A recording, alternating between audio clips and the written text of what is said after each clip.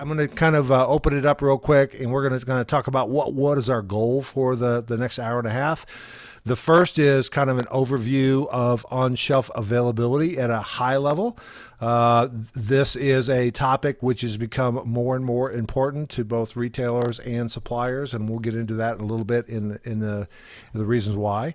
And then about 1:30, we're going to specifically focus on RFID as a technology, which is extremely timing because most of us have just come off of a 3-day session in Las Vegas at RFID Journal. So we got all the latest and greatest, and looking forward to hearing what some of the folks say. But we've got Randy and Drew Frew from SML Technologies, and I'll introduce these guys when we have them speak. And then Randy, and then Myron and Mark and Randy and Eric all speaking, and Ryan all speaking about various aspects of the RFID solution. Okay, so that's the objective for our call at the next hour and a half or so. So let me start off on the on-shelf availability. I use this one I've used this one before, and this is really Sam Walton, and I know that several of us have actually got a chance to meet Sam Walton. I was very, very fortunate that I got a chance to meet him and spend time with him. This is when I was with Procter & Gamble still, and his comment to me was, Mike, I appreciate all you're doing, but you just send me product and I'll send you money, and we're good. All right. And that was his drumbeat always. But here's something that I think is very, very relevant today, which is his quote on the customer. And I think it all starts with the customer. There is only one boss, and it's the customer. And he or she, probably Sam wasn't very politically correct back when he said this, but he or she can fire anybody in the company from the chairman on down simply by spending money elsewhere. That is not more relevant than it is today. So you've probably all seen it. People who are shopping in a retail store, they go to the shelf to find something. It's not there. The first thing you do is have them pull out their phone and they'll order it from another retailer, right? So I'm not loyal to any more retailers. I'm loyal to, I want that product, and I have the ability to secure that product from multiple locations. So these customers can choose and switch anytime they want to. If that product is not there on the shelf, they can make that switch happen. So the big idea is kind of knowing what you have and knowing where it's located.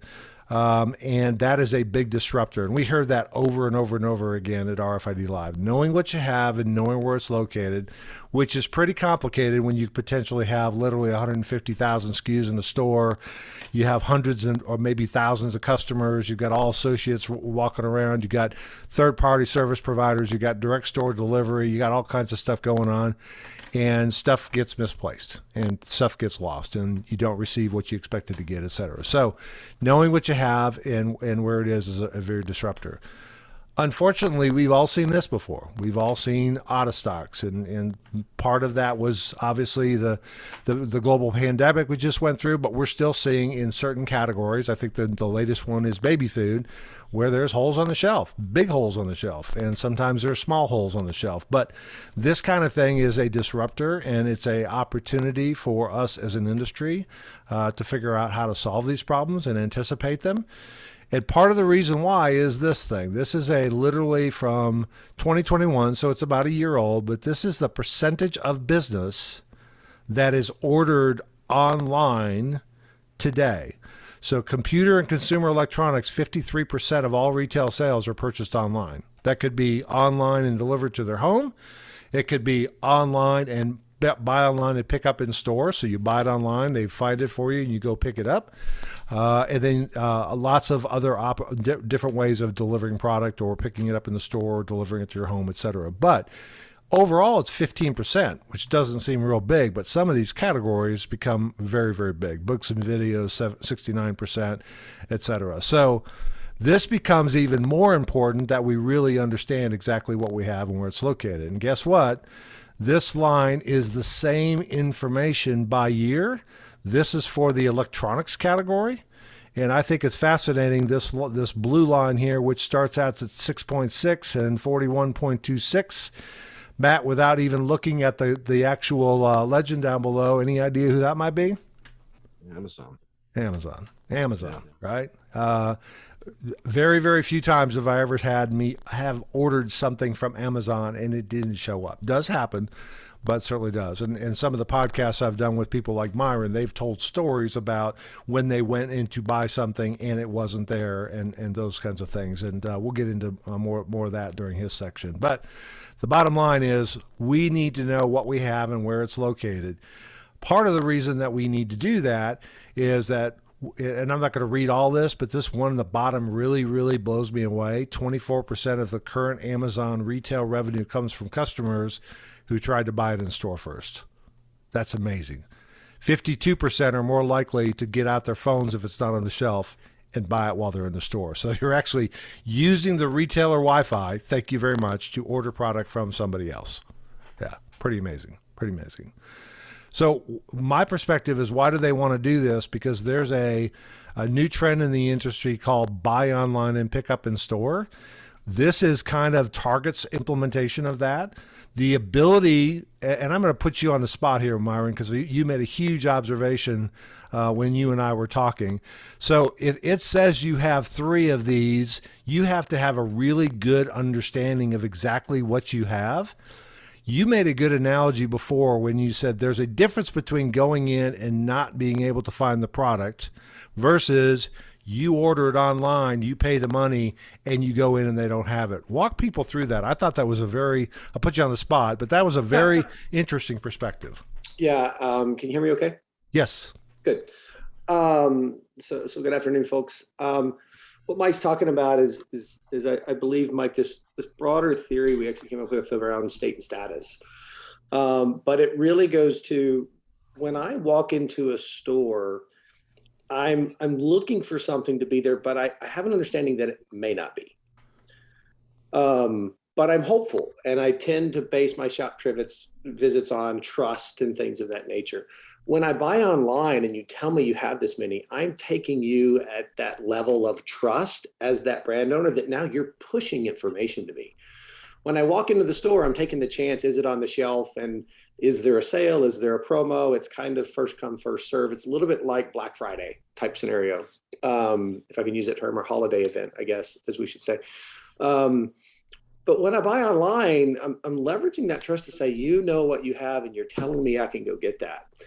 And the big difference is, which kind of brings in this desire to understand the state and status of inventory, is if you tell me you have it and I buy it from you, I've made a legal transaction with you, and there's a transfer of ownership from the financial ownership of that product.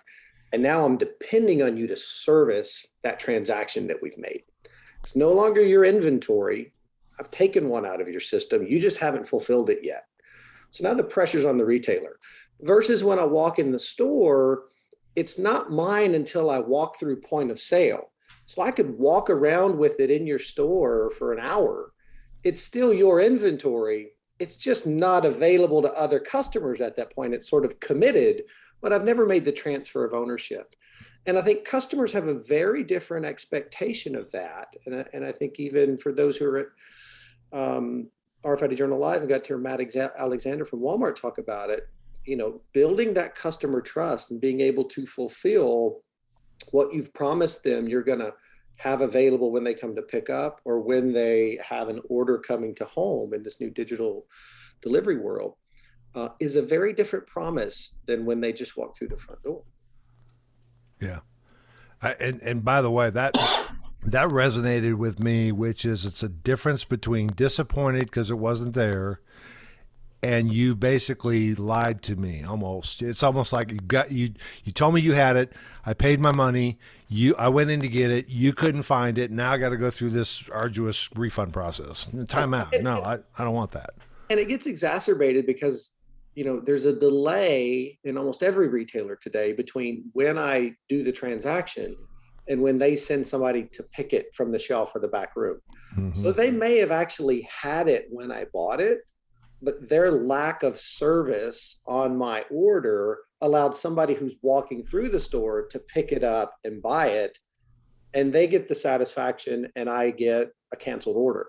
And Right. so now that's even more frustrating because I typically won't get that till the next morning on an overnight update. And so now I'm like, well, why did it take you so long to tell me you don't have what you said you have? And why did you take my money? And how fast am I going to get my refund? Oh, I got to wait 10 days. Yep. And so that begins to snowball on the serviceability of the disappointing customer order. Yep. Yeah, I'm just looking at the chat, and David Hunter, ex Walmart, and I believe he's now working with Microsoft. Near real time inventory is paramount for today's retailer, from store ops to omnichannel. And here's where we're going to land.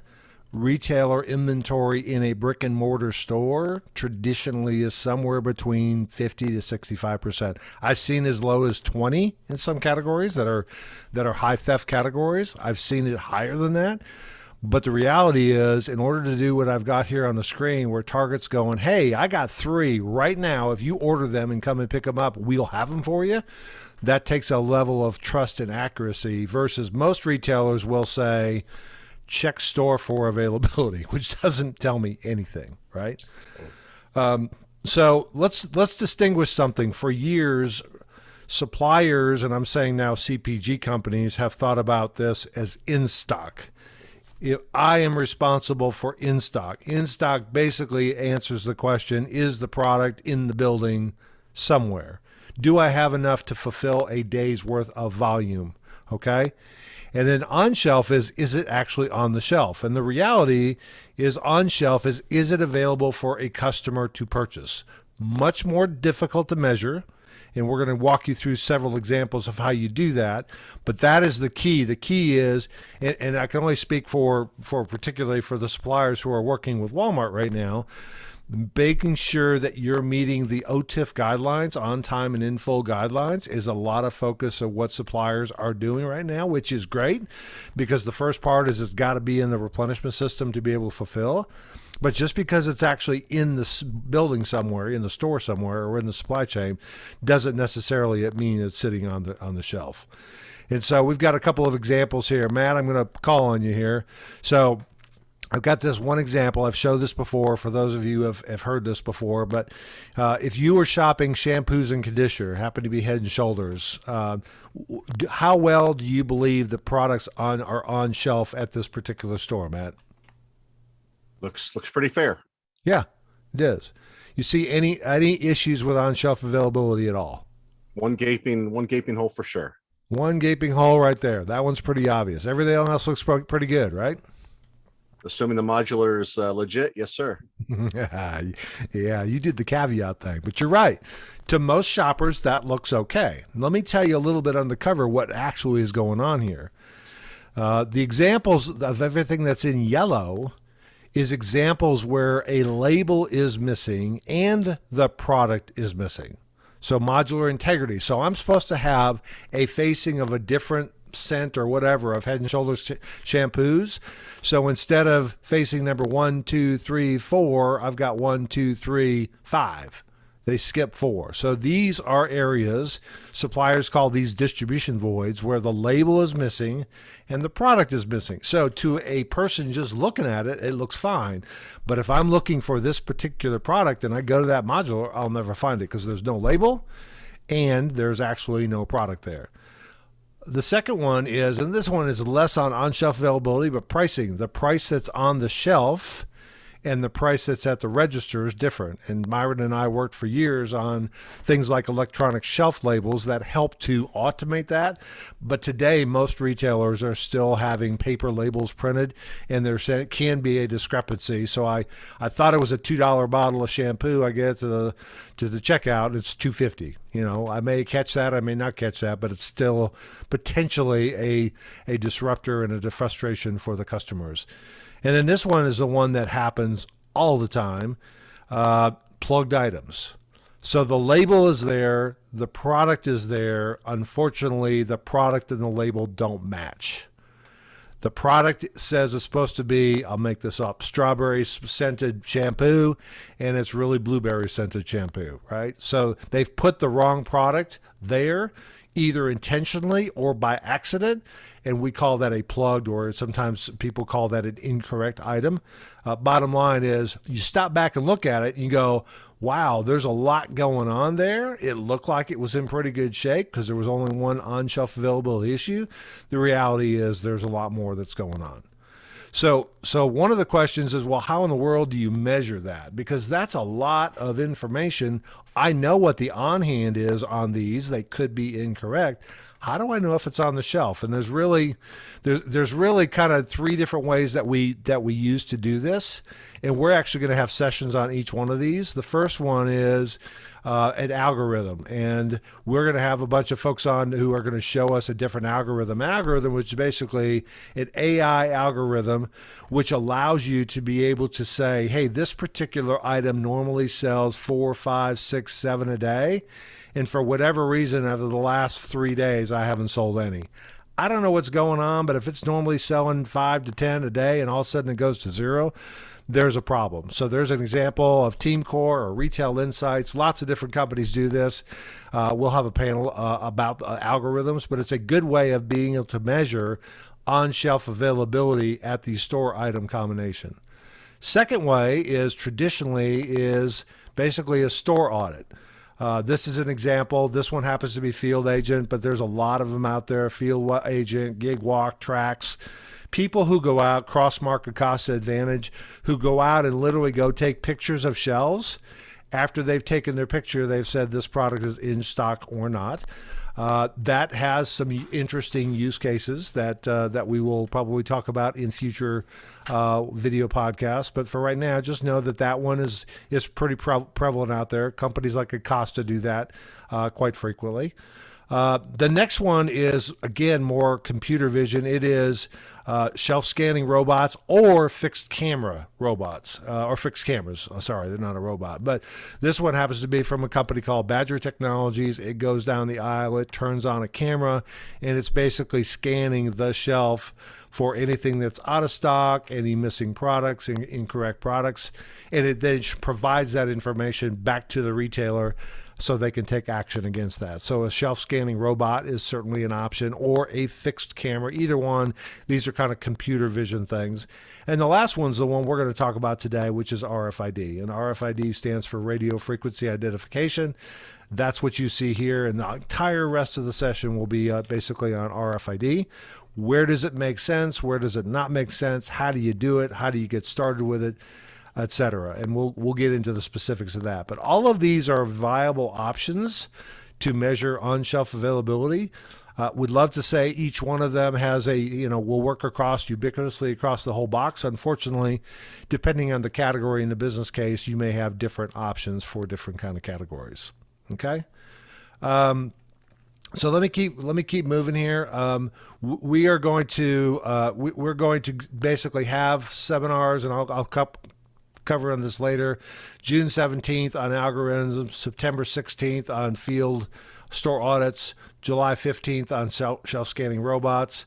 And Myron, just so you know, I've got one that I'm setting up for fixed camera as well. And then today we're going to be talking about RFID. Okay. The idea of recovered sales. So this is an example. This is two single items that I use to try and explain how this works. So the x-axis basically is days, and the y-axis is basically how many items are selling. So I'm selling 11, 16, 12, etc. Then they both go to 0. And then we say, hey, I don't know what happened, but on this green one here, looks to me like we went to 0 where we were selling 10, 12, 16 before. We deploy a third-party resource to go in there and look at that item, get it back on the shelf. It could be any of these reasons, and I'm not going to go through all of these reasons, but then we suddenly see sales take off again. We call this recovered sales. It's not incremental sales. It's not anything like that. It's I got it back on the shelf and the sales start to recover. So CPG companies on the leading edge of this are looking at two things. Number one, what is my actual on-shelf availability, which they really can't measure today, so they're looking to how to do that. Number two, when I actually see an issue and I fix it, can I measure the recovered sales that I get because I got that product back on the shelf? And that's an example of that. Okay? All right. I'm going to kind of cover this very briefly, but I really want Donnie to cover this. But we're going to basically do a lot of these podcasts with industry leaders with the University of Arkansas. We're doing the video podcasts today, podcasts with industry leaders. You've probably already seen some of these on LinkedIn. Dr. Bill Hargrave, Justin Patton, Andy Murray, Mr. Burke, who's on our panel today, Pete Silvestri. I basically am going to try and create 52 weeks of actual podcast materials that we'll have on their LinkedIn, all covering a topic of on-shelf availability. So with that, I want to turn it over to Matt. Matt has graciously agreed to kind of host this for us, but he does have his business. So, Matt, you want to tell us a little bit about Conversations on Retail? Yeah, just really quickly, Mike, thank you so much. It's a real privilege to be a part of this, and thank you for allowing us to be involved in hosting this. Just in the way of background, my name's Matt Pfeiffer, and I was with Walmart for just over a dozen years, did a lot of cool things in a lot of cool places, and I left the company about 17 years ago, and I've been involved in a handful of startups. We did a lot of pioneering in the area of new supplier onboarding and supplier education broadly at a company I started called 8th and Walton, and then I sold that company and started a second company called Supplier Community, where instead of shining a light on ourselves as the experts, we would shine a light on the experts within the community, individuals and organizations. Sold that company a year ago, and Conversations on Retail is kind of the next iteration, trying to take some of the formality out of what is typically sort of classroom training focused on basic education, things that are very fundamental. Wanted to create something that professionals in retail and CPG could not outgrow. So we're really delighted to host this conversation and many others, and just encourage you to get to know the platform, and we'd love to work with you and your teams. Thanks again, Mike. Awesome. Thank you. Donnie, the University of Arkansas, Sam Walton College of Business, Supply Chain, and your research is? Well, it's a supply chain management research center. So I'm privileged to be the executive director of it. And Mike, you've actually got it on the next slide, or actually the previous slide. I think you had it on there. But yeah, so we exist as a connector between our industry partners, the supplier community that's here in Northwest Arkansas, and today the #1 ranked supply chain management department at the University of Arkansas in the Walton 2 years in a row, right? They run the ranking every 2 years with Gartner, so we'll see what happens in June. I thought you already had it done, and you're up for #2 as well, right? Well, we're going for the next year. The next round is coming out, and so that's been going on. So hopefully we maintain that in June. But regardless, we've got a great program. We've got great students. And Mike's been in my classroom with me, and so I'd love to have any of you that want to do that. I see a couple of our research center members, so companies that are strategic partners with the Walton College, engage with us through the research center, and I see a couple of those on the podcast today. So we're just excited. Mike brought this initiative to us, the Retail Supply Chain Initiative. We thought this really fits well with what we do. We're in the retail supply chain capital of the world here in Northwest Arkansas, we like to think, and the ecosystem here is pretty special. And so we're happy to partner with Mike and all the companies that are making a difference in the world of retail. So if you have any questions, you can look us up on, I believe it's semrc.edu. And connect with us, or just reach out to me on LinkedIn. I'd be happy to talk to you and get you connected. But really happy about this. And I know, Mike, when Walmart announced the RFID announcement earlier this spring, we were like, hey, we need to get these podcasts moving on pretty quick. And because this is relevant to what's happening in industry. And it doesn't just affect what's happening in the store, it affects all the way up the supply chain when you think about the omni-channel and everything that's happening there as well. So excited to be here, excited to support Mike in this endeavor. And so looking forward to how it can really be a great learning collaborative for both our students, our industry partners, and those that are all trying to navigate these waters together. Perfect. And Donnie, you do typically quarterly sessions with that group just to bring, I know last time we did a status of kind of how's the economy looking, some pretty cool things that JB Hunt was working on about unmanned vehicles, 18-wheelers, et cetera. So you bring real life practical experience to this group as well, correct? Sure. We call those our peer learning networks, and those are generally for our supply chain management research partners or close friends of the SMRC, or those who are looking at, hey, we want to learn, and how do we engage with the university and kind of what you guys are doing research on. And so that's always been a great event. We started those a couple of years ago, then COVID hit. And so we were doing it virtual, kind of like this. And but moving forward, those will be generally on location here in Northwest Arkansas. But, we want to have discussions around things that are relevant to what's happening in the retail supply chain and the supplier community and the transportation community. And so you're right, we did have, the last one we had was looking at Waymo and the impact of autonomous vehicles, autonomous trucks, particularly in the freight market. We were looking at the economy. We generally, it's always good to have kind of that perspective of what's happening at a macro level and how that's going to impact us as supply chain professionals. And then that day, we actually also had a new company that joined the SMRC, talk to our partners, just emerge, and it's really looking at that idea behind, RFP proposals in the freight procurement space. We'll have the next one July the 15th. If you follow our LinkedIn page, you'll see it there, the SMRC LinkedIn page. But again, Mike can send this out to everyone after the podcast today that has any questions about it.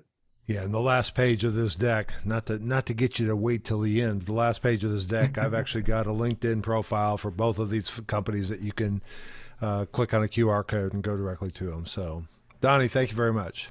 So let's talk a little bit. Now we're going to kind of switch gears. So that was a big topic of on-shelf availability. Now we're going to focus on specifically the radio frequency identification. So if I go back to what do I have and where is it located, and I think about apparel, or I think about electronics or other categories, algorithms, Matt Pfeiffer, I'm going to put you back on the spot. How well would an algorithm do to be able to tell me how many of these green shirts right here I have available for a customer? And is it on the shelf or is it not on the shelf? Would an algorithm do a pretty good job of that?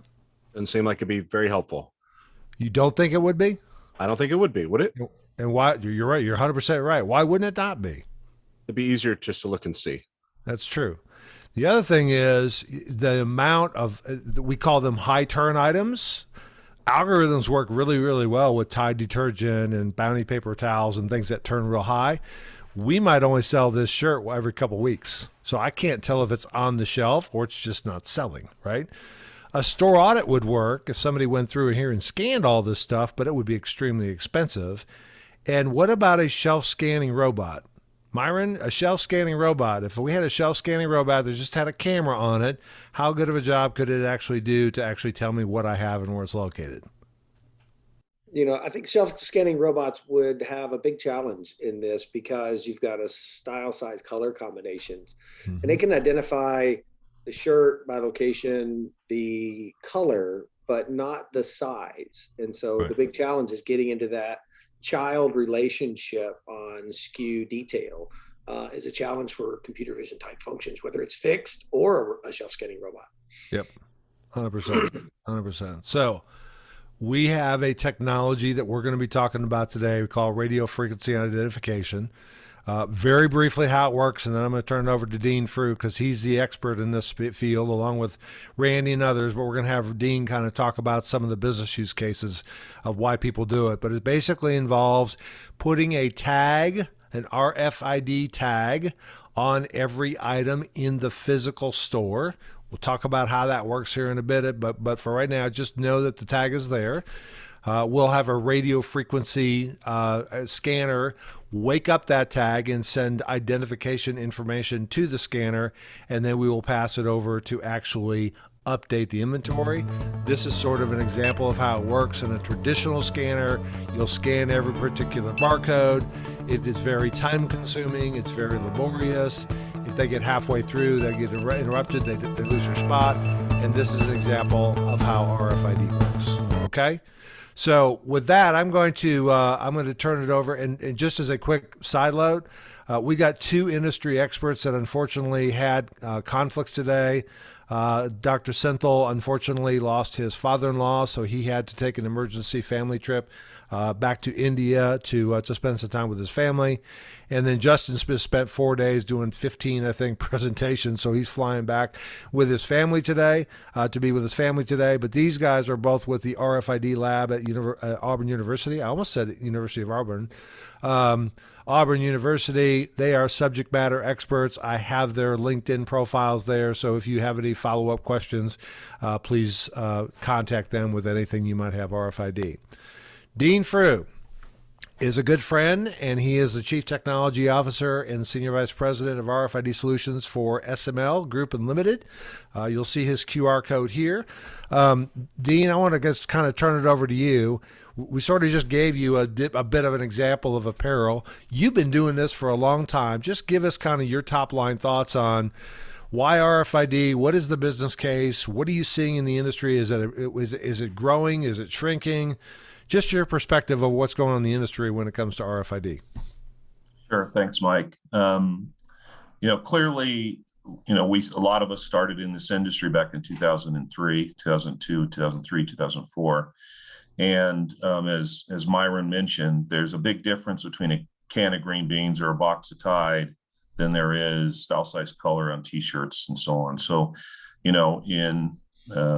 we saw a big pivot in the late 2000s to looking at item level. And I think that's the biggest development and the transformational thing that's going on is we're moving from a SKU level world to an item level world. And specifically in apparel, footwear, home goods, electronics, sporting goods, fragrance, and cosmetics, as an example. And so what's most interesting is what we saw coming out of COVID. I mean, we could go back 5-6 years and talk about what happened, but really the acceleration of the use of the technology after COVID, I draw the analogy to people who have looked at a swimming pool but not jumped in and not had to learn how to swim. And in COVID, almost every retailer was thrown into the pool whether they knew how to swim or not. And that pool had to do with using their stores as inventory warehouses for fulfillment. And so what we're seeing now is such a huge uptake in retailers who were looking at people swimming and actually now having to swim. And, the business cases all are fundamental. I wish I could say there was some magical algorithm here, but there's not. It's about, you don't know what you have. You're at that 65, 70% or lower, as you mentioned, Mike. And now you get up to 95, 98, 99% by being able to do frequent stock counts. And then from there, there's a whole cascading set of benefits. Things like you just increase sales because availability's up. You decrease your inventory because now you know what you have and what you don't need. You move to a pull model from the store instead of a push model from the DC. You're able to, you mentioned as Myron mentioned about the customer service side of thing and the trust that the consumers have when you tell them that you're going to have something and you don't. And so the whole cancel rates, we've got customers that are currently operating their BOPUS with as high as 50 to 60% cancel rates before RFID, and watching that drop to less than 10% with the technology. I think we're seeing a growing set of customers that are looking at changing the operations of their store now that they have this technology. And so it's almost like it is a journey. What we see at least is this journey. They start off with, I just want to do stock count, receiving, moves, things like that, maybe supply chain. And now they're moving into running their store off of their item level system. And I think the benefits that they're getting out of that in the form of profit and reduced cost both labor and material, is significant. So I'm going to kind of loop back to a chat that David Hunnard made, which was near real-time inventory is paramount for today's retailers for store operations and omni-selling. I agree with that. And is RFID a potential solution for making that happen? Yeah, clearly we would all like to move toward a world where it was real-time and accurate. The reality is the SKU level systems, our experience is the SKU level systems that sit above these item level systems can't respond that fast anyway. or there's not labor to go off and to respond. If I knew, for example, that a slot was open where I was missing a medium blue t-shirt, I probably don't have the labor anymore to be able to service that immediately. And so I have to do things in a way where I'm gathering up that information and executing that replenishment, is an example, in ways that match up with my labor footprint. And so well, at least the experience, we've got customers that are getting daily inventory snapshots that are accurate, and we've got others that are doing monthly. And the difference between them is that their existing ERP systems can't respond fast enough to do it daily anyway. Okay. Even if they did that, they can't drive pulls effectively. So that's a piece of it. So if I get to a point where I am actually, the example that I showed with Target, they're actually confident enough to say, I have only 3 left. I love the marketing too. Only 3 left is pretty good marketing. But how accurate do you have to be, and how confident do you need to be? I would imagine doing an RFID scan once a month is probably not sufficient for being able to expose that level of inventory. Is that a true statement? Yeah, it is. And it also has to do with what data you're getting on the gazoutas, right? You got the gazenas at receiving, you got the what you have-as and what your gazoutas are, right? And if you set up your system, our experience is if you set up your system so that you've got those 3 gates, then you can be pretty darn close to real time without having to do cycle counts every day. And quite frankly, you could be within a couple percentage points. And so, as we saw in the late 2000s, the knobs people turn as to what their safety stock is before they commit to an order. Clearly, that's gone down with customers that are using item level RFID. Yep. I remember the days when Macy's would talk about a 5-to-1. And how they were able to drop that. And I think what we're seeing now is we're down to selling the last unit in a lot of customers, especially if they've got a strong replenishment model back into the store. Yep. Awesome. Very, very helpful. So one big question for me, as long as I've been involved with this, RFID has always been considered an apparel solution. We're now seeing major retailers that are going outside the whole apparel bubble. They're going into electronics, automotive, sporting goods, home, etc. Do you think that technology works for those categories, number one? And what do you think some of the other category expansions potentially could be?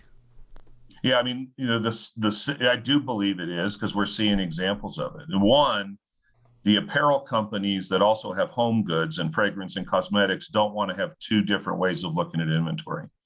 So while the ability to put tags on things that are harder to tag might be a little bit more expensive, it's a lot more expensive to say that all my apparel and footwear is accurate, but I'm still back in the dinosaur days of counting things manually for those other categories. And so that what we're seeing is they're making the step to say, let's just tag everything. And so what's happening is that's pulling through, much like what Walmart's done, right? I mean, Walmart is using the technology in apparel and then basically expanding that into their categories, and we're seeing the same thing. I think there's another component to this, which is there's a misnomer that you have to find categories that are expensive or have a high margin. And I think people are not looking at the ROI when they do that. They're just looking at what the cost of goods sold increase is versus what the return on it, or what the return is. And so, we've got retailers that are selling things that are less than $10 and finding an ROI with something with a tag. And we find other retailers are selling $300 items or $1,000 cell phones and seeing that. And so I think the other thing I would mention is around the tags is that a lot of those other categories are harder to tag. And so, as many of us know, there is foil now. Foil is attractive for us as consumers. And a lot of product, a lot more than just Chanel No. 5 boxes have foil on them anymore. And electronics has it, as well as does clearly fragrance, cosmetics, and actually some home goods. So, anyway, I think it's exciting to see it, but the ROI is where the focus should be, not on the cost of goods sold, really.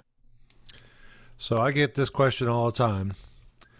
Do you see a day where a great big mass merchandiser like a Walmart or a Target or a Meijer or even Kroger would go 100% RFID all products and eventually be able to do basically automated checkout process? Because that's the question people always ask. Well, if it works for these things, why wouldn't it work for everything? Do you see that day? I think it's going to be a challenge, quite frankly. I mean, I just think there's, you can't put a tag on a bag of potato chips because the bag of potato chips is basically a foil bag. Yep. Okay. And, and then the other thing is, as was mentioned, is that if I don't find the right can of green beans, I'm just going to pick the one next to it. So the whole ROI model's off.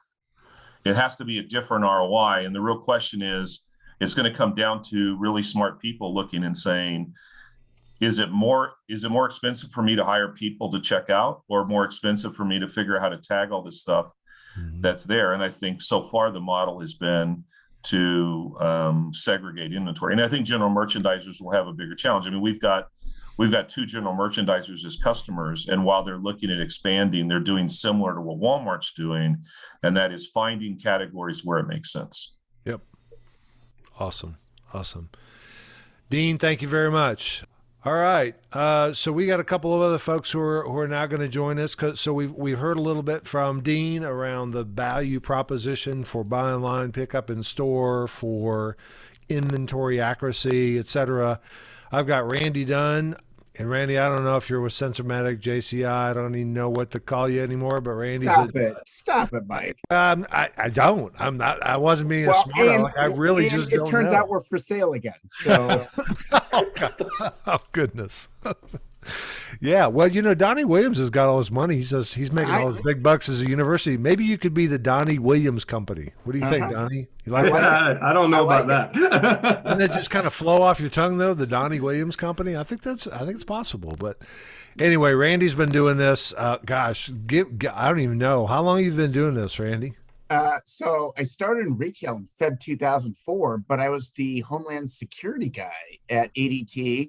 And we got a grant from the brand new Department of Homeland Security to do a secure supply chain program with Boeing and Parsons Engineering and Iridium. And we stumbled on RFID as a content assurance technology in 2001, 2, and 3. So I've been doing this a long time. Wow.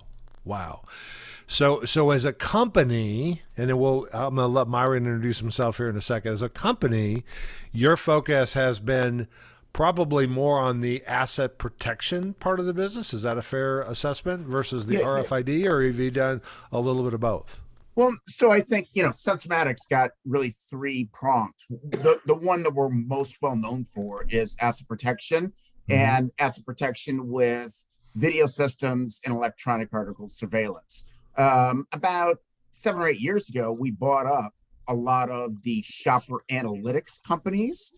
And so Shopper Track and Footfall, we, blended them together and doing the work around shopper to associate ratio and how do you think about traffic in your stores. And then, the thing that I have led since 2004, which is really, we don't call it RFID, we call it inventory intelligence, right? How do you bring intelligence to a retailer's inventory, and how do you do that on an outcome-based way? So we're, more of a solution provider. A lot of great, but by the way, Dean killed it, right? You got all the value right on that. And you're going to hear from some folks later today on parts and pieces. But, our job at Sensormatic is basically to stitch together and make sure you get an outcome. Awesome. Mr. Burke and I have been working together since about 2003 when I was with Procter & Gamble, and Walmart and Procter & Gamble sort of started partnering with a guy by the name of Tom Coughlin, who was the COO at the time, and our senior leadership on this thing called RFID. And Myron and I worked together. Myron was the customer and I was the supplier. I can tell you we didn't always agree. We debated lots of stuff, and I think that was a good thing. And under the spirit of if you can't beat them, join them, I joined Walmart in 2010 and had the honor of working with Myron, for Myron, and with Myron as we rolled out the item level initiative for Walmart. So he's an incredible resource for us. So Myron, what are you working on today? I believe you're also working with some solution providers and folks on new technology and capability for the retail industry, correct? Yeah, thanks, Mike. And there's some good memories in those snippets you were giving out there. You forget about some of the things over 25-year retail career. But yeah, I spent 25 years with Walmart, about 5 of that in field operations, the next 20 in really emerging technology before there were emerging technology teams. We had ops coordinators and then the first innovation team, and then spent some time in Japan, and then ultimately leading what's now Store 8 on emerging tech. Left Walmart in the summer of 2019, took some time off, and actually at the request of the network of folks that I've worked with, was able to start my own technology advisory company, which is really working more with end users, solution providers, and startups to help build a smarter solution for the retailer before they get there, and help them to think like a retailer thinks about how they run their business and the cost management cycles. And in some cases, looking at, I think Dean did a really good job of talking about sort of, this inventory accuracy and OSA, as you set it up, being this sort of stake in the ground for the value of RFID. That's the winning use case for a launch pad. But I still have this really powerful sensor on these items that can tell me all types of other things that people haven't thought about yet. And part of it's the data flows, part of it's the minutia of just generating capital to fund other insights and things. But there's a tremendous opportunity behind this technology. And then when you put that, into a collaborative environment and make it interoperable with other technologies, such as serialized G10s that are human readable from a GS1 G10 perspective, and matching that. Case tagging, looking at computer vision opportunities, and starting to stitch these insights together. There's a lot of things where algorithms can take a bigger role at the edge, and I don't have to move all that upstream in real time. So I'm spending time across that portfolio. I've done some work with autonomous robots and shelf scanning things. I'm doing a lot of work with computer vision and some of the AI ML structures behind that. I'm still involved with RFID. I'm just not sitting on a retailer chair in that. It's interesting, it's different, but it's rewarding because my lens is different, and we can have some really good debates about how things should go forward. It's a lot of fun. Perfect. So for both of you guys, open-ended question. You heard Dean do a really good job of laying out what are the practical use cases of why people get involved with this in the first place. Inventory accuracy, buy online, pick up in store. Those are the driving factors that are getting people there. We've talked about for years other use cases beyond just those. Those are sort of jacks to enter. That's why people start. Let's talk specifically, Randy, from your expertise perspective about the asset protection.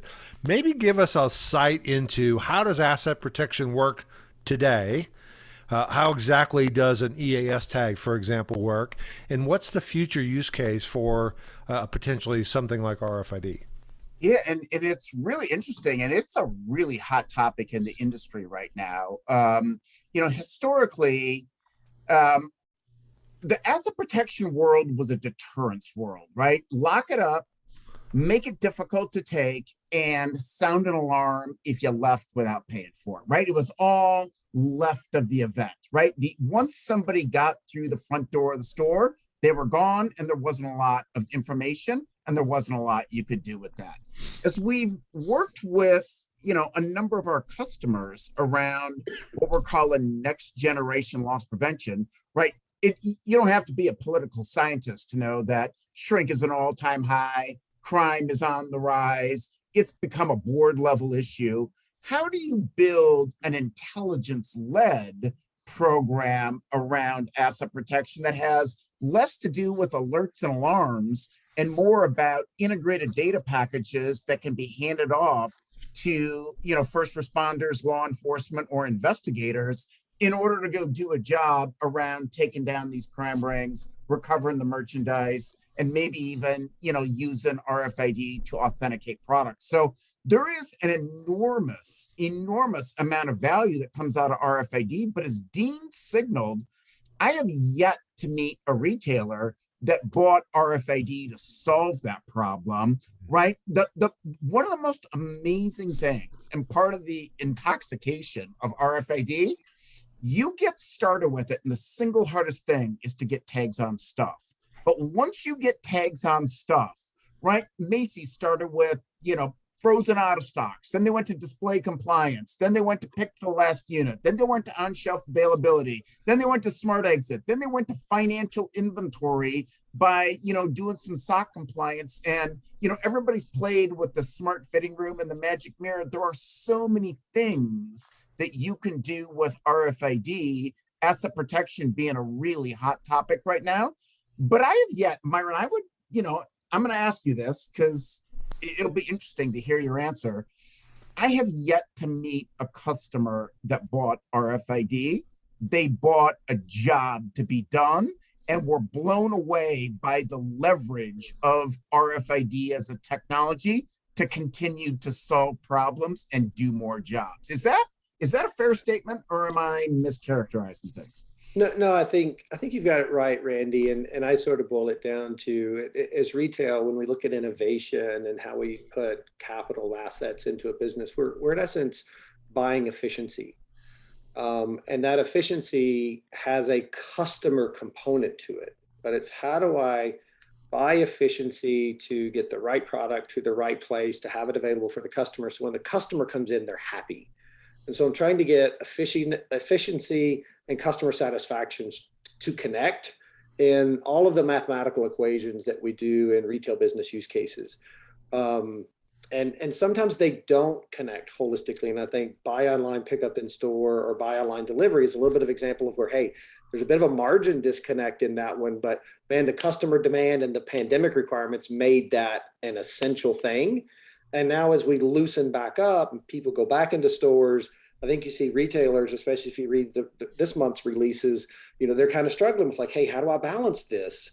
And they've seen the pain of out of stocks and lack of fulfilling orders and how fast customers can move with a digital phone in their hands to buy somewhere else or get a replacement.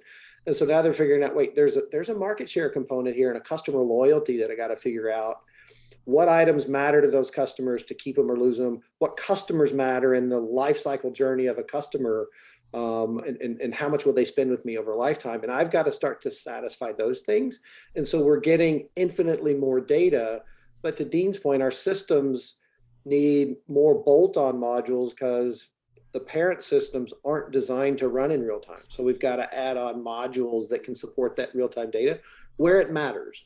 We can't do it all for the sake of doing it. We can't do tech for tech's sake. We can't do data for data's sake.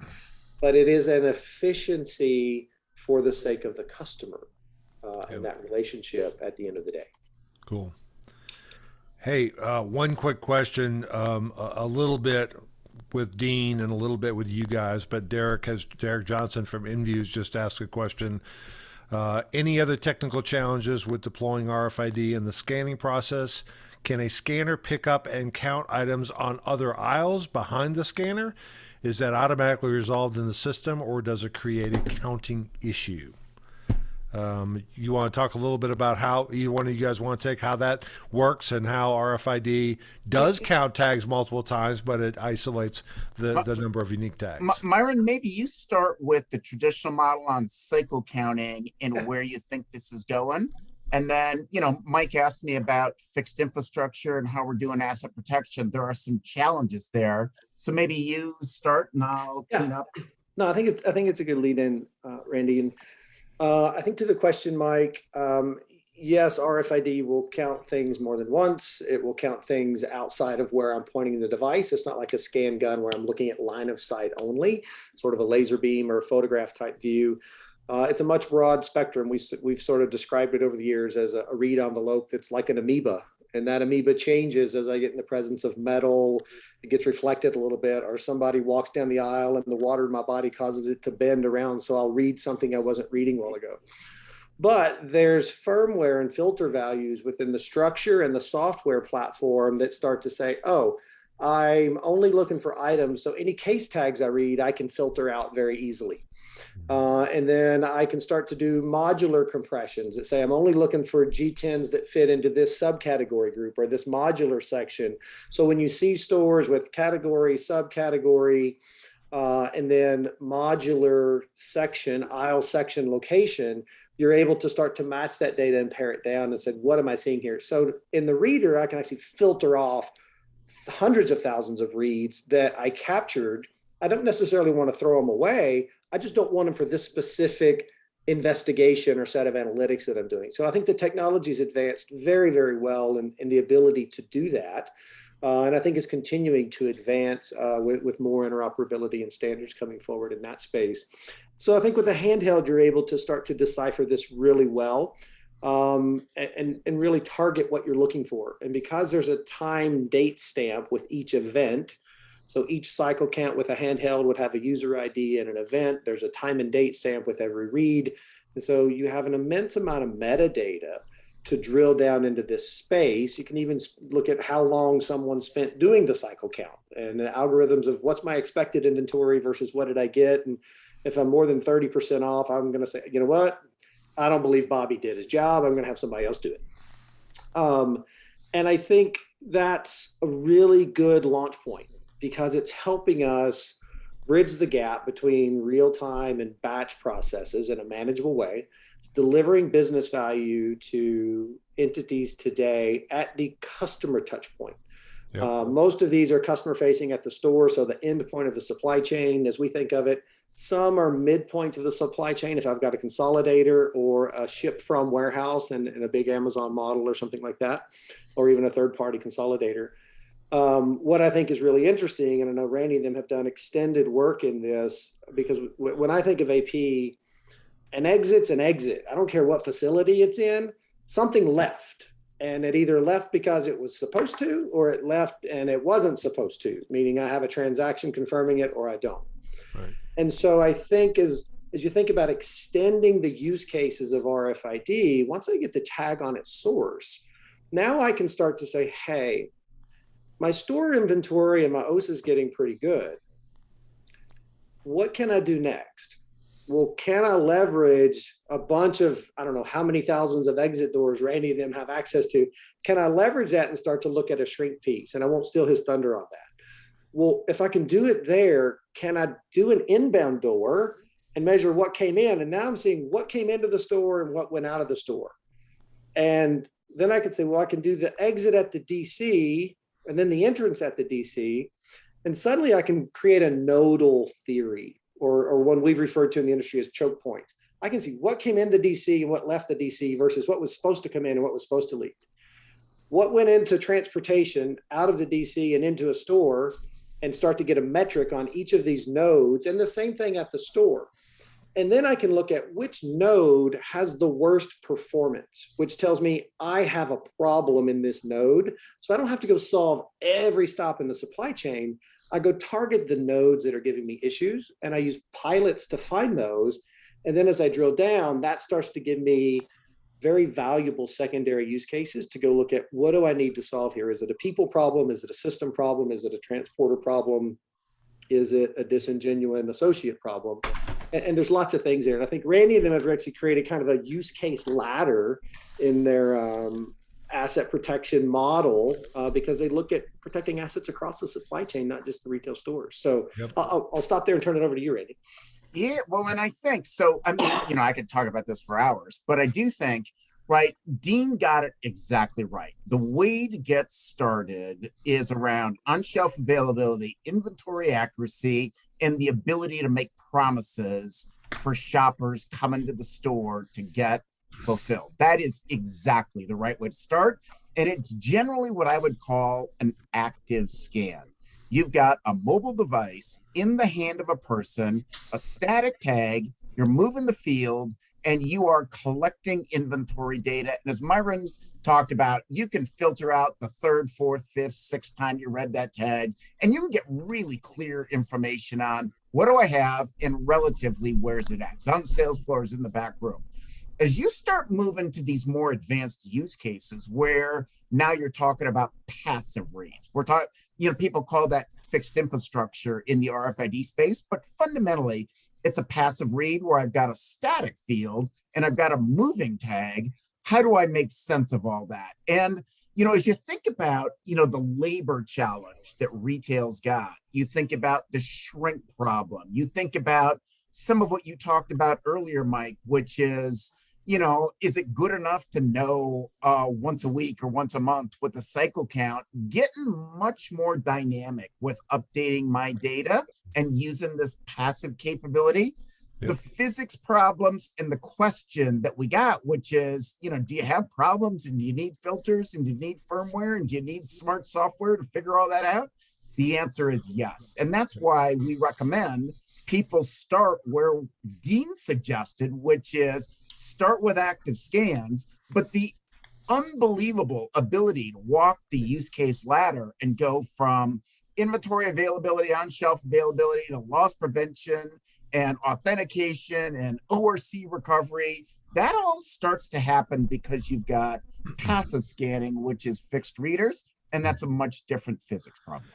Yeah, and I think the one thing, and we're gonna wrap this part up and move to the next piece of this. One of the things that I think is really, really important for people to understand, RFID stands for radio frequency identification. The RF is how do I talk to that particular item. The identification is not only have I got a UPC, but I actually have a serialized unique number for every selling unit. Kind of like the VIN number of your car. I got two cars that are sitting right next to each other. They're the exact same model, exact same features. Everything's the same. What differentiates the two is the VIN number. So Ursula asked a question for a practical application in a food retailer environment. I'll give you one. Here's two bottles. They have the exact same UPC. Guess what? I know that this one is 1 of 2 and this one is 2 of 2. Well, so what? Why is that important? Because one of the applications in the food space is for freshness of product, bakery items, packaged meat, etc. I know exactly when that product came into my store. Therefore, I can actually say how many days has it been there? There are 3 packages of meat that need to be date encoded to mark down. Walmart calls it CVP to sell it, or otherwise we'll have to throw it away. So because I have unique intelligence at every selling unit, not just at the UPC level, I think that's that's how RFID, when you do a scan, it goes, how many tags did I read, but how many unique tags did I read? That's how it differentiates. So I think the ability for it to do that, including one of our favorite topics, and Myron and I are going to have a podcast on this sooner or later. Even if I have 3 television sets and my on-hand is 100% perfect, 100% perfect, I may not have 3 televisions to sell you. Why? Because one of them may be on a wall as a display for customers. The other one just got returned by a customer because they said it didn't work. So it's sitting back in claims being evaluated to see if it really works. I really only have one to sell you, right? So starting to be able to call, as Myron call it, and I call it PI states, or is it a selling unit or not, based upon where it is another use case. So let's kind of transition off the use cases. We can follow up later if you have any additional questions. I think people are also saying, okay, well, this is cool. Well, how in the world do I get started? How do I do this?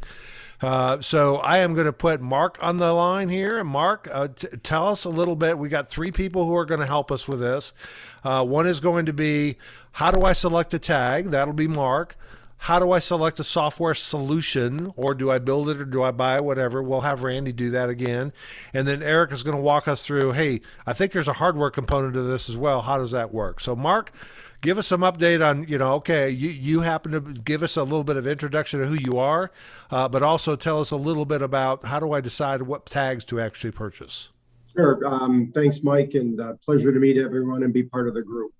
A little bit of background. I've been in this particular space for about 22 years in branded packaging, and not just RFID, but where branded packaging meets variable information, which is barcoding, which kind of leads into how we're utilizing RFID now. So quite a bit of experience. And in the last, as we all know, in the last 3 or 4 years with Walmart ramping back up, the need for picking the right tag in the supplier community, who this is all relatively new with, has really turned into a lot of daily conversations, which just happens nonstop, and with the expansion categories more and more and more. So let's kind of segue into tag selection. So I think ARC has made it easy for our space when you're dealing with how they approve the inlays for the particular use cases in item level retail. So typically that's driven by a department or a category that they know that they service. So we reference the ARC approval, and that gives us basically the list of inlays that are approved and the particular form factor that inlay, basically that's the size that you have to work with. So we select the correct inlay option based on the performance parameters that Auburn has approved, and we know what size we're working with. There's some retailers that don't use Auburn, but we already have a pre-approved list. So same thing basically happens. So now we know the size of the form factor. That then equates to the size of the tag or the label that we can put this product into. So and then the next step that happens is we review the current packaging and the current barcoding details that goes onto that product, because the ideal scenario here is to incorporate that RFID into the current packaging that carries the barcoded information with it. That's the ideal scenario. So what you do then is, and you kind of look at, and then a simple decision tree has been, after the last 3 to 4 years, your easiest way to integrate is already basically decided for you. If you've got an integrated hang tag, you can easily embed RFID into it. So you're not dealing with too much complexity. What I think you then have to look at is, you have to look at the timing to implement. And so let's rewind to Walmart 3-4 months ago. They knew that the implementation was going to basically be a phase 1 or a quick compliance. So our discussion with the suppliers, and with Walmart being very, very aware of this, the discussion with the suppliers are, how do we RFID enable? We know it's not ideal, we know it's not long-term, but the goal is to hit the MABD, and the goal is to hit the in-store date. So we sit down with them and we talk about, typically in that case, use the generic sticker that can carry the UPC information, whether it's human readable or machine readable. We encode it, it gets put on the product. Or we put a generic secondary ticket on the product, which again serves the same purpose. So that's basically phase 1. Phase 2, at the same time, we start discussions with the supplier community. What's the best way to integrate it into current packaging? Because you want to, not only does it make it easier, but aesthetically, the product, ultimately the product looks better. You don't have a generic ticket. You don't have a generic sticker sitting on the product in addition to an existing UPC. The other reason why that's important is you've already incorporated it into the workflow. So you don't have a disruption now by making sure you have to match a secondary item onto the primary packaging. So in theory, you've got the association to the right product happening in your existing workflow. We all know the majority of these goods are outsourced through contractors or in some cases, brick and mortar owned facilities, but most of them are following the compliance guidelines set in place by, their outsourced partners. So this makes their work a lot easier, less disruptive, and ideally it's the most cost efficient way to get the product into the supply chain. So what happens then is we engage the internal and external resources. So what happens then is we have our implementation teams. We work with the customer's implementation teams. Then we make sure that our corporate customer, who is typically the retailer and the brand in this case, we make sure that everything that's happening is in line with the marketing, the look of the product, and the execution of the product. And then I think the most important thing, as important as once you're done, you have to make sure that you have the proper QC checks in place, which not just involves proper serialization, but also that UPC to EPC match if you're putting a secondary product on the on your primary package. So I've had several questions, Mark, and I think you're the right guy to answer this question. I've had several questions around RFID tags on foil? We already talked about the challenge of that. There are RFID tags that will work on aluminum and foil, etc. How does that work, and how expensive are they compared to a regular tag? Well, if you're going to put it direct on the product, spacing is probably the most critical part. So you want to create a little bit of buffer. And I think Auburn is fantastic for that also. So if you can create the spacing, I know I think they typically ask for 2 to 3 inches. There's a couple different ways you can create spacing.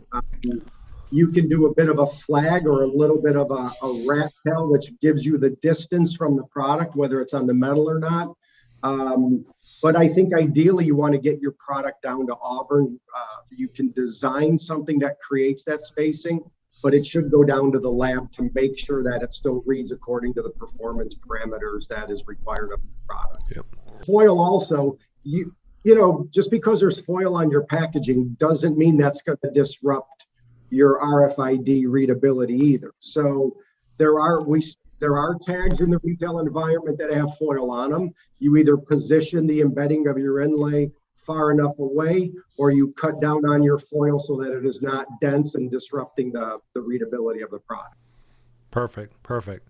So one more quick question that I wanted to make sure that we cover here is this question here, Mark, and I think you're the right person to ask this.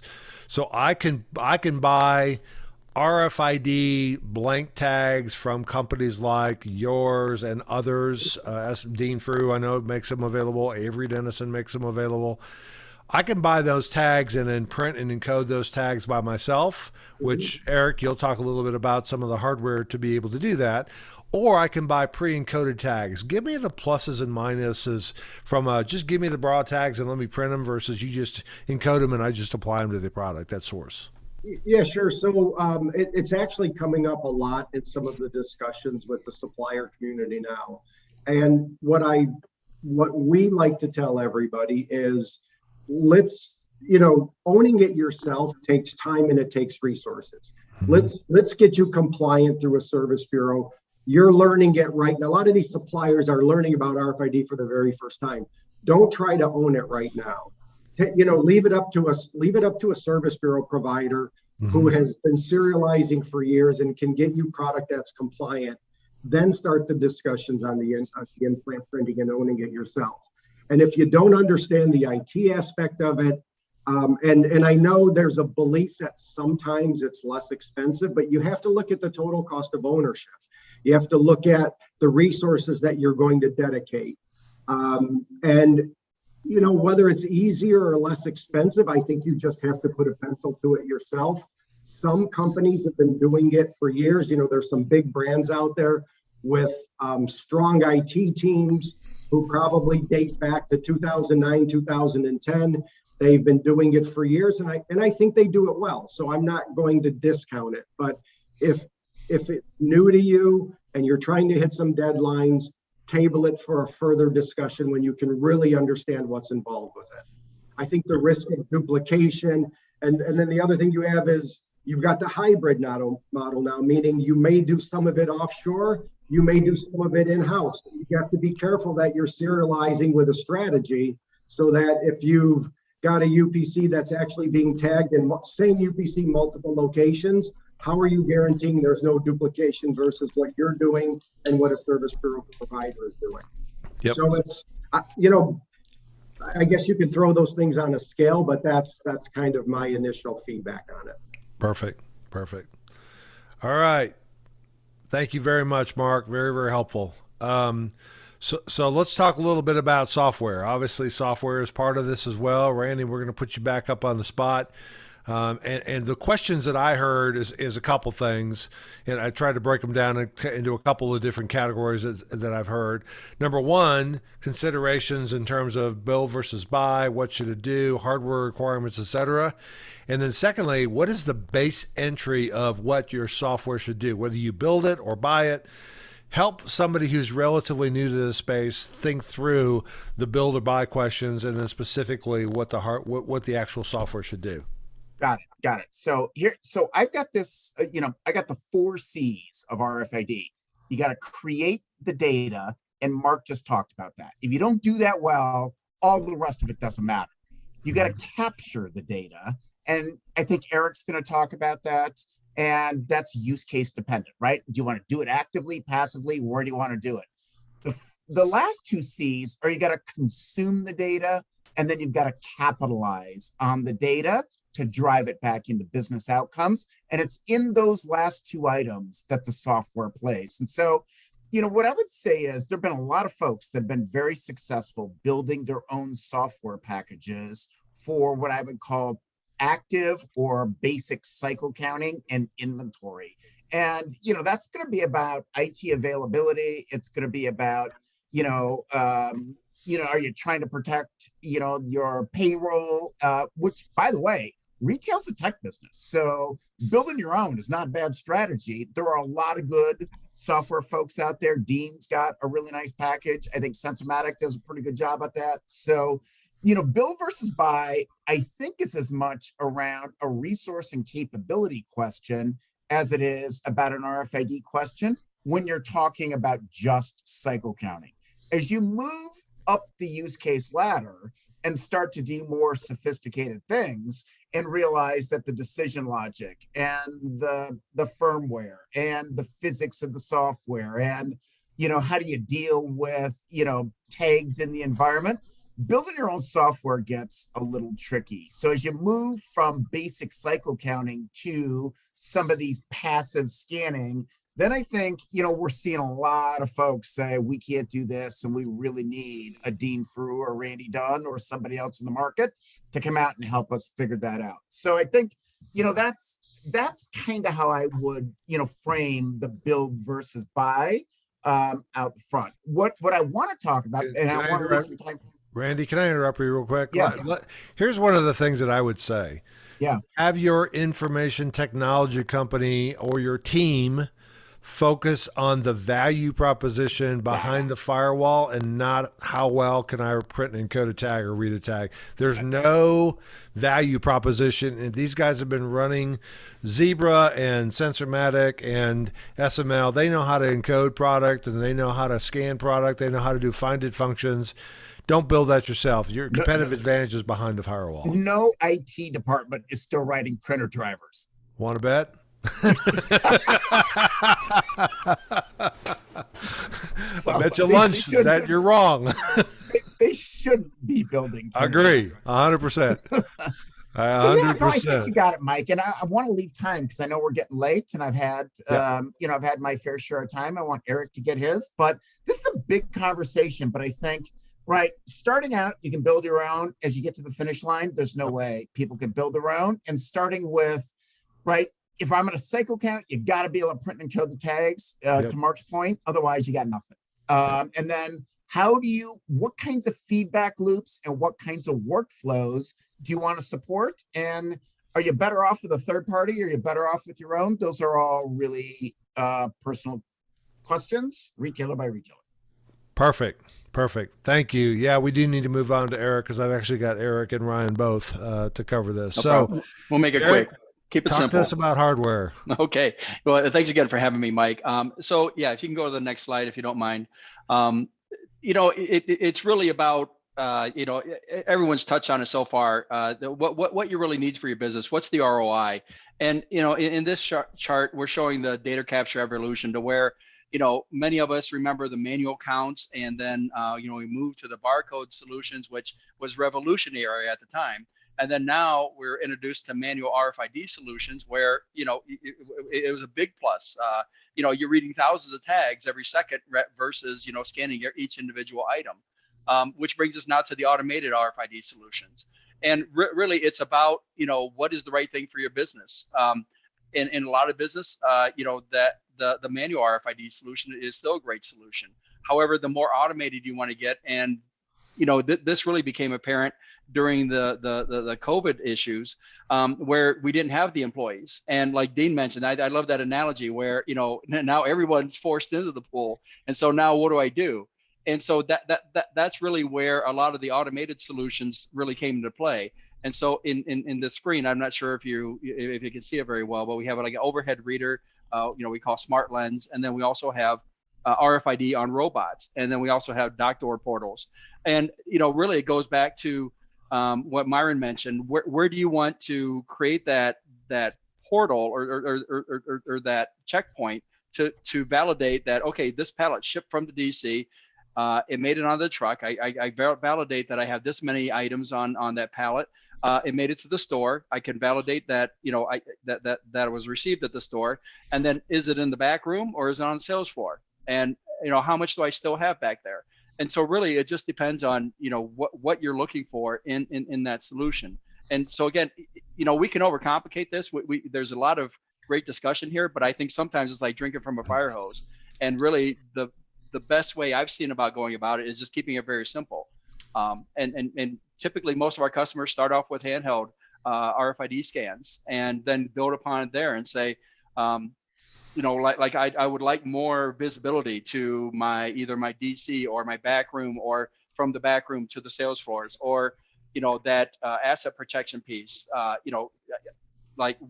Because where you have handheld scans, you're going to get that inventory very accurately as you perform those checks.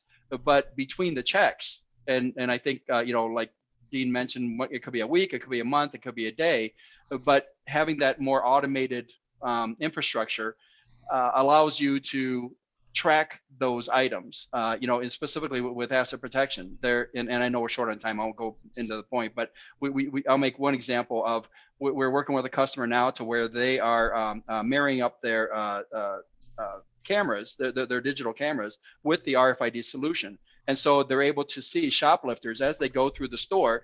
And by the way, there's a blind spot that that their inventory or their merchandise is stuck in, or is being placed in. And then they wait for everyone to kind of get busy, then they just kind of push it out the door. And the more visibility you can add to those type of events, the more the retailer is able to combat that and maybe put something different in that area instead of creating a blind zone. Just an example. Perfect. All right, thank you very much. Sorry, we are running a little bit tight on time, but Eric, that was extremely helpful. Thank you. No problem. So interesting. Ursula just sent us a chat. Can you explain where is the tag applied in the supply chain? Which is a great setup question for exactly what the next topic is. Before we do that, I want to introduce Ryan Cochran. Ryan is with Anderson Merchandising. Ryan has been around for a long time, and Ryan was very actively involved with a particular retailer that I was working with on implementing RFID in the apparel space. And his primary focus was tagging both at store and at source. So let me do a couple of setup things, and then I'm going to turn it over to Ryan. So the question becomes, where should you tag? And I think the obvious answer that everybody would say is the best place to do it is at source. So you see a picture over here of a Goodyear tire plant. Those tires are being manufactured. I think they're actually race car tires, so that's probably not applicable for a tag. But tires coming off the line, as soon as they're off the line, you would actually put a tag on them, which has an embedded RFID tag. It has an EPC symbol right here, which tells both retailers and customers that it is an RFID enabled product. It has the UPC, which is scannable, and it has a barcode that is scannable. So you can see the serialized information in it. But that is probably the best place, because two things. Number one, you actually apply the tag as soon as the product is available to sale. Secondly, then it can be used throughout the entire supply chain. Okay? If you don't catch it there, that becomes more problematic to make sure you did it right. So at the distribution center, people sometimes do tagging at the DC. And in some cases, you can see this back room is pretty crowded, but can you imagine having to open up every box and RFID tagging at the store level? I'm going to introduce Ryan. Ryan, I know you guys did this at the store level, and I think you've actually talked to us a few people about doing it at the DC level. What all's involved with a third party like Anderson going in and actually tagging up for a supplier or for a retailer? Yeah, absolutely. Thanks, Mike. Appreciate you letting me join the panel and having this conversation with everybody.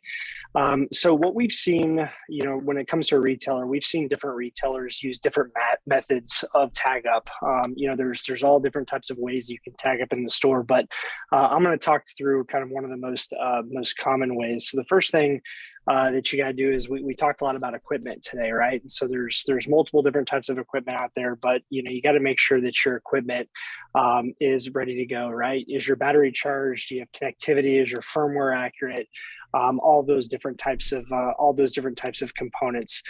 Then the way that it works is on your items that are in stores or at your distribution center that are not tagged at the source, which what Mike was talking about, is essentially you're going through a manual process of checking each item specifically, and what you're looking for is the EPC, which Mike has up on the screen here. So when the teams are in stores, they're looking at every item that is applicable for RFID, and what they'll do is they'll look for the EPC. If they find the EPC, which is circled here, they'll move on to the next product. There's no action needed, and they go through. If there is a product that does not have the EPC, as specific to this gene, then what they would do is they would go through. Oh, excuse me, that is an RFID. But if there isn't one, what they would do is they would scan the barcode. It would then print and encode the RFID tag, and then the team member would then place the item on the actual physical product. So what could go wrong, right? So, we always want to talk about the processes of what vision of good is, but there are things that can go wrong that are very important to know, right? So first and foremost, if there's no tag ever placed on the item or if it's missed, that's obviously an issue, especially when you're thinking about trying to take care of the customer and have an accurate on hand. So you could tag the wrong product. So maybe you scan a UPC of an item nearby and you print off the RFID label and place an RFID on the wrong product, then you're going to have an inaccurate on hands across the board. Or the third example on this, what could go wrong is having the double tag. So as you're looking through, if it already has the EPC label and for some reason that item gets scanned, or if it had a printed tag and the team places another one, again, now your inventory is going to be off. It'll double count that specific item, which at the end of the day creates a tough experience for the shopper. Awesome. The only other thing I'll tell you is there is a whole set of standards that we will not get into of how to encode a tag and how to place an item on a tag. I'll point you to GS1, which is basically the standards organization for that work. But basically they will walk you through how do you encode a tag if you choose to do it yourself, which is what we strongly recommend that you don't do, at least to start out with, and or where to place it on the product. All right. Thank you, Ryan. Appreciate that. Let me do a kind of quick wrap up. We're a couple minutes over, but we kind of started a couple minutes late. First and foremost, thank you so much to all the panelists. You guys did a great job, and thank you for your expert advice and your partnership over the years. I think it was really helpful to the participants. We will make this particular video and the deck available to you via soft copy for those of you who have been asking us if that would be feasible. And the only other thing I would ask you is, again, thank you for both the Walton College as well as Conversations on Retail. Please join via LinkedIn. Everybody except Randy Dunn. Everybody join in LinkedIn. I know I couldn't help you, Randy. Join LinkedIn and follow these particular organizations. They're doing a great job of service to the industry, and we'd love to have you guys involved. And we do have several of these video podcasts that are going to be coming out literally once a month or so. So in light of that, thank you for your time. Thank you for your attention. Happy Friday to you, and hopefully this was a helpful session for you. Take care, everybody.